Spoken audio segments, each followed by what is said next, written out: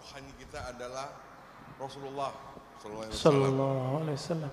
Pada saat pembukaan, Pak Ustadz juga mengatakan bahwa nama yang kita pakai sekarang ini adalah nama jasad yang diberikan oleh orang tua kita, guru kita, ataupun tetua kita, kakek, nenek misalnya. Sekarang saya mau tanya, siapa nama rohani kita Pak Ustadz? Yang dimana binnya adalah bin Muhammad Rasulullah SAW. Demikian. Assalamualaikum warahmatullahi wabarakatuh. Assalamualaikum. Yang tahu nama kita, orang tua kita bukan? Yang ngasih nama kita siapa Pak? Orang tua kita. Maka yang tahu nama ruhani Bapak itu bukan saya. Tapi siapa yang tahu? Bapak Ruh. Tapi Bapak Ruh itu punya pewaris. Bukan ulama yang bisa baca kitab ini. Ulama yang mewarisi kolbunya Nabi, plok semuanya dia warisi. Itulah nanti namanya Al-Imam Al-Mahdi. Kalau umur Bapak panjang bisa. Jika belum muncul Imam Al-Mahdi, maka wali yang disebut wali ghaus, jika di ilmu fikih disebut mujtahid mutlak. Mujtahid mutlak dia tahu nih barang hukumnya apa, keluar namanya. Maka bagi ahli ruh, wali-wali yang disebut wali kutub itu mereka nggak ngerti. Yang ngerti wali namanya ghaus. Jadi wali itu kan banyak Pak, ada stratanya. Ada 313 wali kutub, sejumlah dengan jumlah para rasul, sejumlah dengan jumlah ahli badar. Kutub poros, dia poros asma, poros sifat Allah. Wali-wali ini ada satu pemimpin yang jadi guru mereka, orang tua rohani mereka sekarang ini. Ini yang disebut Kutubul Ghaus. Dan itu cuma satu di dunia dan pasti keturunan Rasulullah. Sayangnya mastur, tersembunyi, nggak boleh muncul Pak. Bapak pengen tahu nama ruhnya? Harus punya koneksi sama Al-Ghaus ini. Gitu. Kalau mau nanti satu saat kumpulkan namanya semua, nanti saya kirim ke beliau. Ya, biar dikasih namanya oleh beliau. Kapan ketemunya? Wallahu a'lam. Insya Allah ketemu. Insya Allah ketemu. Para perindu Rasulullah pasti bertemu beliau. Bapak kalau mau silakan. Nanti kumpulkan namanya, nanti beliau kasih nama. Dikasih nama Pak, dengan nama itu Bapak nanti dipanggil oleh malaikat Munkar Nakir ntar. Nama dari ayah rohani yang disimpan oleh kalbu beliau. Kira-kira begitu. Waduh, ini udah berbicara jauh kita nih Pak ya. Ya, tafadhal. Boleh terakhir dari Pak Haji Adang untuk bertanya. Assalamualaikum warahmatullahi wabarakatuh. Assalamualaikum warahmatullahi wabarakatuh. Mohon dijelaskan perbedaan antara saudara kandung dan saudara satu ruh. Karena terkadang walaupun kita saudara satu kandung,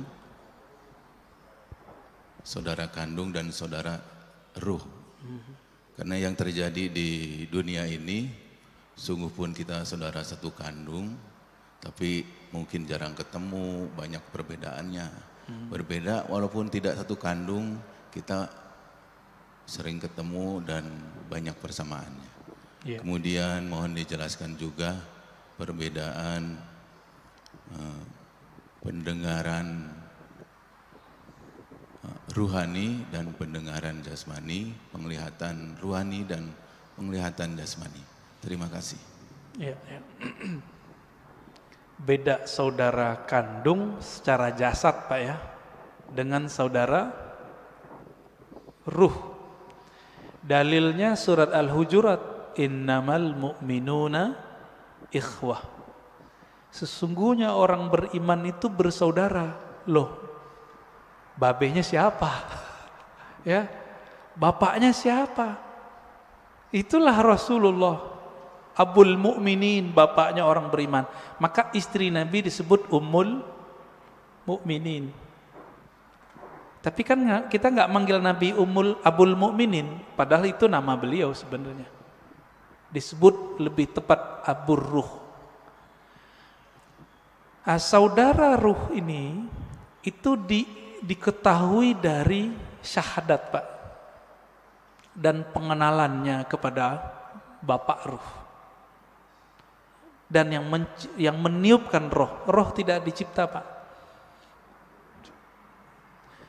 Tapi jika yang dimaksud roh itu jiwa dicipta. Jadi tergantung nih, kan ulama kita kadang menyebut roh tapi artinya nafs. Menyebut roh artinya kolbu, seperti Imam Ghazali. Maka ini dicipta. Inilah mazhab Imam Qushairi, Imam Ghazali, bahwa ruh dicipta. Tapi Quran kan ngomong ruh bukan yang itu. Kulir ruh min amri rabbi. Amri rabbi tidak dicipta. Roh adalah urusan Allah. Lillahil amru, ya. Allah punya amr, tapi juga punya penciptaan. Jadi Allah membedakan antara ciptaannya dengan urusannya. Urusan itu hembusan. Nah, jadi kita ini, fisik ini dengan kun fayakun. Kalau ruh enggak, tiupan, Pak. Tiupan dari Allah Subhanahu wa taala. Sedangkan nur, nah yang Bapak cerita tadi, nur itu pancaran. Maka manusia itu dalam dirinya minimal ada 3 nasab.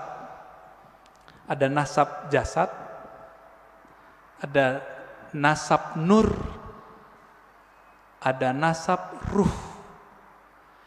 Kalau nasab jasad, banyak yang tahu. Ini Habib Mahdi As-Sagaf yang wali di Parung, almarhum, udah meninggal ya, pesantren Nurul Iman.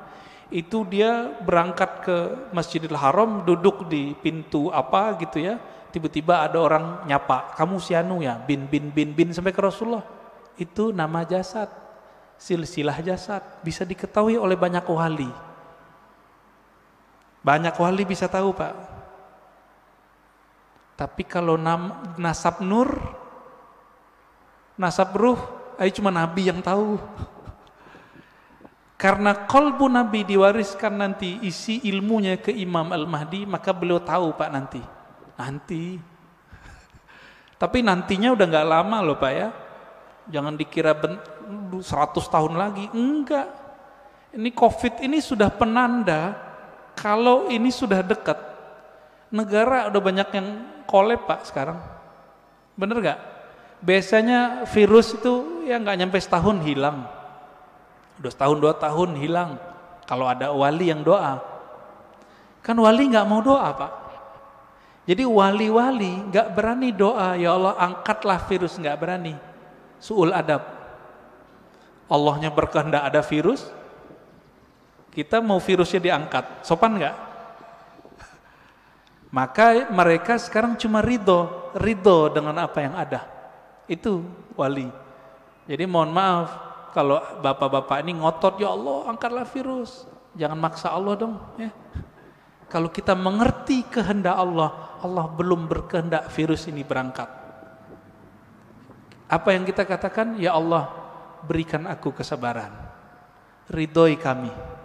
Jika umur kami panjangkan dalam keselamatan. Jika Engkau ambil dalam syahid. Semoga yang meninggal dalam virus ini dianggap syahid.